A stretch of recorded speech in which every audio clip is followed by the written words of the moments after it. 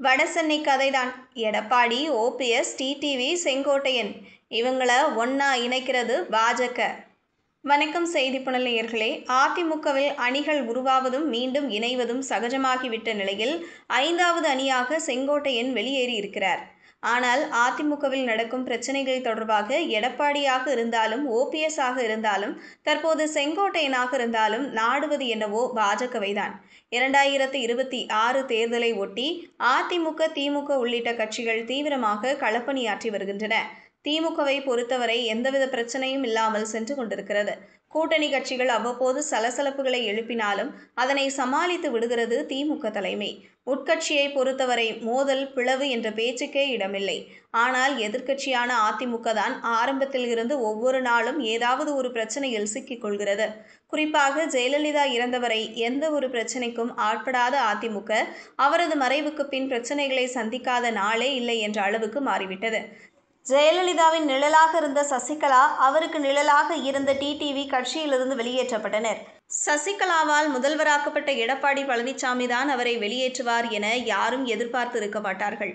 அதற்கு பிறகு சசிகலாவால் வெளியேற்றப்பட்ட ஓபிஎஸ் எடப்பாடி பழனிசாமியுடன் சேர்ந்து அதிமுக ஆட்சியை கைப்பற்றினார். இடையில் டிடிவி தினகரன் தன் பங்குக்கு சில எம்எல்ஏக்களுடன் அதிமுகவில் இருந்து பிரிந்தார். நாட்கள் செல்ல செல்ல ஓபிஎஸ்ஐ ஓரம் கட்ட தொடங்கினார் எடப்பாடி பழனிசாமி. வேறு வழியின்றி அவரும் வெளியேற்றப்பட அதிமுகவில் ஏற்கனவே கே.சி. பழனிசாமி உள்ளிட்டோர் தனி அணியாக செயல்பட்டு வந்தாலும் அரசியல் ரீதியாக பலம் வாய்ந்தவர்களாக சசிகலா, எடப்பாடி, ஓ பன்னீர்செல்வம், டிடிவி ஆகியோர்தான் இருக்கின்றனர். இந்த நிலையில் எடப்பாடிக்கு எதிராக மீண்டும் ஒரு அணி உருவாகி இருக்கிறது. அதுதான் செங்கோட்டையன். எம்ஜிஆர் காலத்து அரசியல்வாதி என்ற பெயரோடு கொங்கு மண்டலத்தில் செல்வாக்காக இருக்கும் செங்கோட்டையன் எடப்பாடிக்கு எதிராக திரும்பியிருக்கிறார். இதனால் அதிமுகவில் பலம் வாய்ந்த 5வது அணி உருவாகி இருக்கிறது. ஆனால் இந்த 5 அணிக்கும் பொதுவான விஷயம் என்னவென்றால் அது பாஜக தான். ஜெயலலிதா மறைவுக்கு பிறகு சசிகலா முதல்வராக திட்டம் போட்ட நிலையில் எடப்பாடி பழனிசாமி முதல்வரானார். அதற்கு பிறகு ஓபிஎஸ் தர்மயுத்தம் நடத்திய நிலையில் இருவரையும் சேர்த்து வைத்தது பாஜக. தொடர்ந்து அதிமுகவின் அனைத்து விவகாரங்களிலும் பாஜகவின் தலையீடு இருந்தது என்பதை ஒப்புக்கொண்டுதான் ஆக வேண்டும். ஓபிஎஸ் தனி அமைப்பை ஏற்படுத்தியதற்கும் பாஜக கூட்டணியில் இணைந்ததற்கும் மோடிதான் காரணம் என பேசியிருந்தார். அமித்ஷாவை சந்தித்து பேசுவதையும் ஓபிஎஸ் வழக்கமாக வைத்திருந்தார் என்பதையும் கவனிக்க வேண்டும்.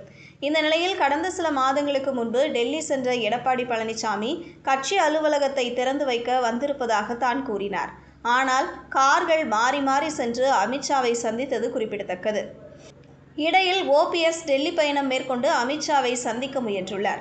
இந்த நிலையில் தற்போது லேட்டஸ்டாக அதிமுகவிலிருந்து வெளியேற்றப்பட்டிருக்கும் செங்கோட்டையன் ஹரித்வார் சென்று ராமரை தரிசிக்கிறேன் என சொல்லிவிட்டு அமித்ஷாவை சந்தித்து பேசினார். அதிமுக விவகாரங்கள் தொடர்பாகவே அமித்ஷாவிடம் செங்கோட்டையன் பேசினார் என்கின்றனர்.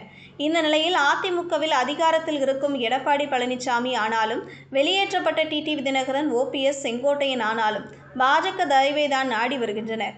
ஒரே கட்சியில் எவ்வளவு பிரச்சனைக்கும் ஒட்டுமொத்த இணைப்பு புள்ளியாக பாஜக இருக்கிறது.